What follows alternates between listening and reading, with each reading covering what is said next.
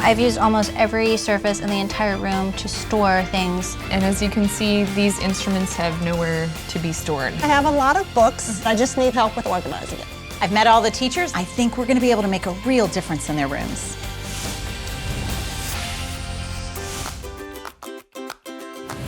Hi, Melanie. Hi, Good to see you again.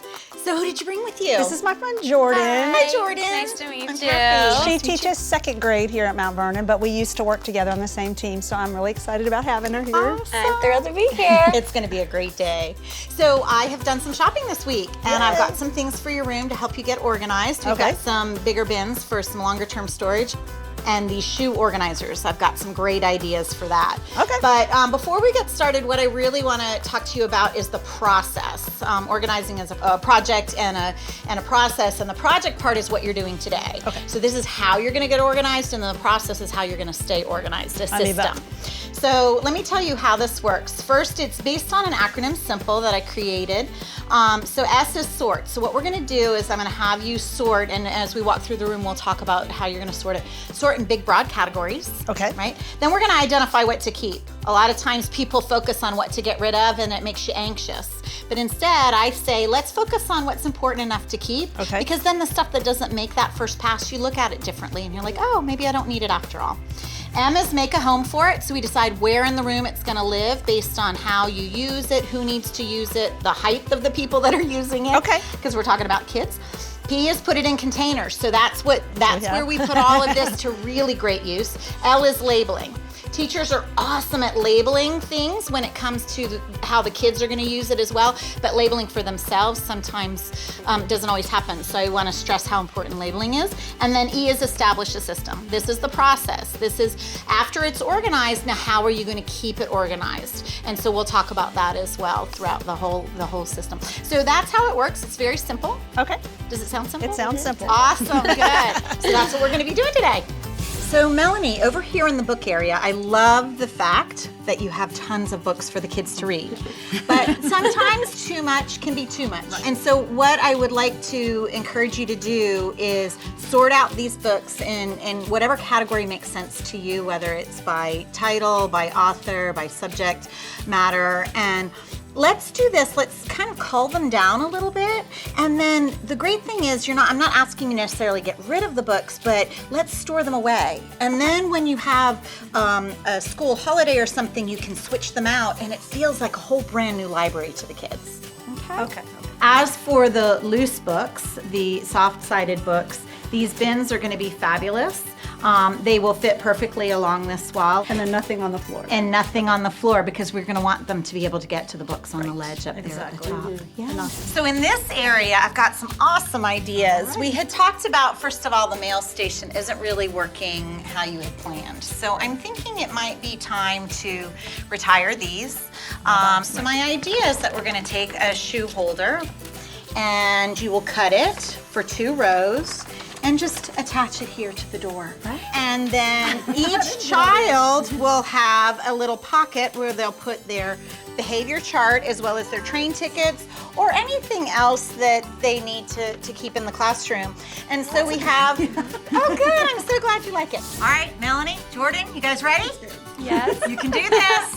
Okay. All right? All right. Gotta get some bus, girl. All right, let's go. Okay. Like, I mean, big categories. Okay. So that Be could in the be class classroom favorites. I'll put a heart.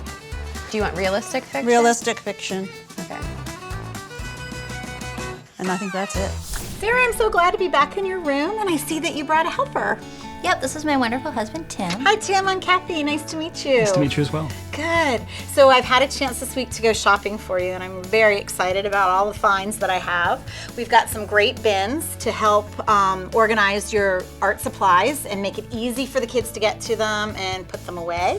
Some shelving that you desperately need in your closets that we'll work on, and a paper holder to make the papers, the various color papers, really easily accessible to the kids. Okay, sounds good. One of the first areas that I think would be great for you guys to work on is all of the supplies. You talked about wanting to make them easily accessible for the kids to take out as well as put away. So I got all these great bins that will fit on the shelf, and so smaller bins for small things like the popsicle sticks. and medium-sized bins, and then the large bins are going to be for papers and rags and such like that. So Sarah, here in your closet, we talked about that this is a great place for you to have some overflow that you can get to easily. Plus you mentioned that you had some things that you need to have close by, but you didn't want the kids to be able to access it pretty easily. So I'm going to give you some choices in here, depending on when you start pulling it apart and sorting it out, what works best for you. So first we have an over-the-door storage container for you. What I love about this is it's clear, so once you fill the pocket, you can see what's in it, but you can also put a label out here on the outside. And the great thing about this too is at the end of the year, when you have to clear out your room for the summer, you get to take it with you. Another option that we have is one that actually goes on the door. Now this is great because it doesn't require hardware. It comes with a clamp to the top and the bottom of the door. And what goes on here are adjustable shelves. So you decide what height they need to be and how far apart they need to be in order to fit what you need in here. And then finally, so I got you these wonderful black bins. They're big, you can see what's in there, and it's easy to access everything that you've stored in here. Looks great. Wonderful. All right, Sarah, Tim, you ready to go? Yes. You can do this. Awesome. All right. Go. Keep. This is, yeah, that's keep. Tubes. Do you have a? Cool. Okay. So This that whole whole thing thing can could come come out. Cool. So Denise, thanks for having me back. I'm so excited, and I see that you brought a helper. Hi. Yeah, this is my friend Erica. She's a paraprofessional in the 2nd grade team at Mount Vernon. Wonderful. So I'm really excited to Nice to meet you, Erica. Nice to meet you. Okay, so Denise, one of the areas that you wanted to have some help with is all of these instruments and making them accessible to the kids. So I got you these wonderful bins that will go along your instrument wall back there in the back. And the great thing is, once you've sorted it, you just simply put them in the bins, label it, easy access for you and the kids.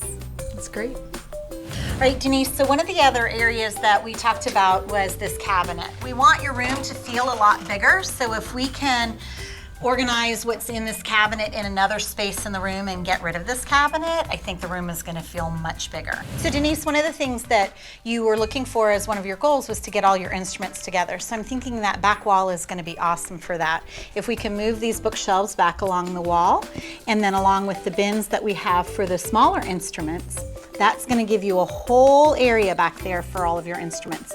Plus, it's going to make the room feel a whole lot wider when we get rid of this bookshelf here. And in addition, you're going to have access to that bulletin board that you asked for. That sounds great, and it'll be nice to have that extra space. Good. All right, you guys, you've got this. Let's go. Oh, okay. Honestly, like, some of these things are just shoved in there because I didn't know what to do with them. What's in here? These are recorders, and I'm going to be donating these because they're just extra recorders. Don't know where to put this.